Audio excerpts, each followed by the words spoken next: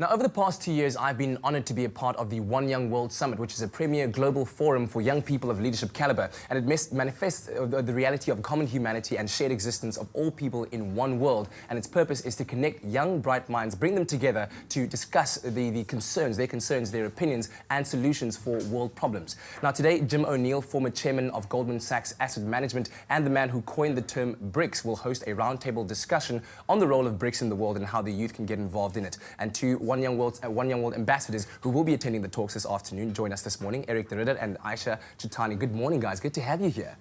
Morning. I think it's a very, very exciting time that we find ourselves in, where young people are getting pulled into these discussions, where it's a multinational conference regarding BRICS. And what is your take on exactly how important it is for youth to get involved, Eric?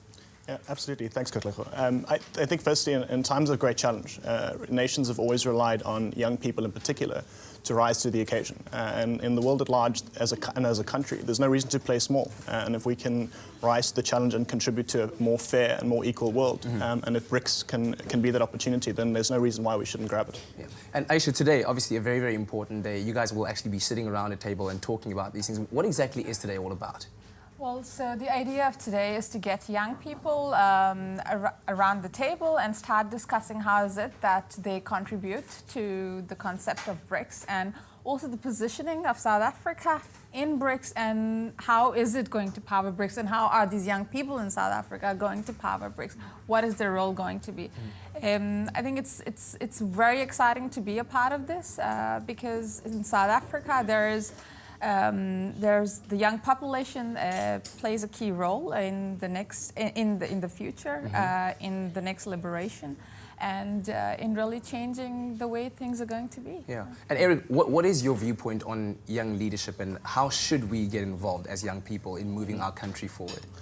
In fact, this is one of the key questions that I find myself asking, and that many young South Africans find themselves asking. And what we did is, in confronting this question, we decided a while back to form an organization called Nkulu Freeheid, from Nkululeko, Freedom and Vryheid. And the objective really is to get young people engaged and to really focus on bringing young people and groups together to solve major challenges. And it's particularly focused on the bigger picture and looking at how we really engage with the core challenges of our time in South Africa, but also in the world. Yeah. Now, I understand that you launched this initiative very recently, earlier on this year. So it's in its formative days. How exactly do you go about doing that? Because I think too often the problem and the solutions sound like they're very kind of far out of reach. So how are you going to be making it a reality for young people in South Africa to really take on those challenges?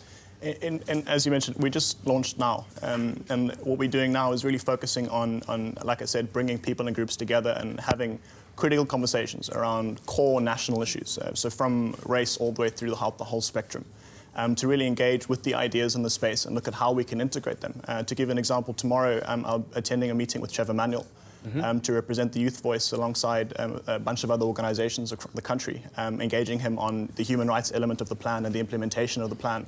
So what we're really doing is creating a youth body that can act on the social and political issues of the day without asking necessarily for a vote. Yeah. So doing frontline political work, but focusing on solutions and solving major economic problems. I think that's one of the big things that I really like about One Young World. It's given young people the power to believe in their dreams and to really go out there and take on the world. And I want to talk about the initiative that you're involved in. Yeah, Aisha. I think I would like to start off with saying that Eric's initiative, it's great, and that's exactly what is needed. And another thing I would like to add on is that it starts off with small steps, and that is what One Young World is really about. You come up with an idea, you launch it, and another important aspect of it is that it needs to be sustainable. Yes. And the idea needs to run itself in the future.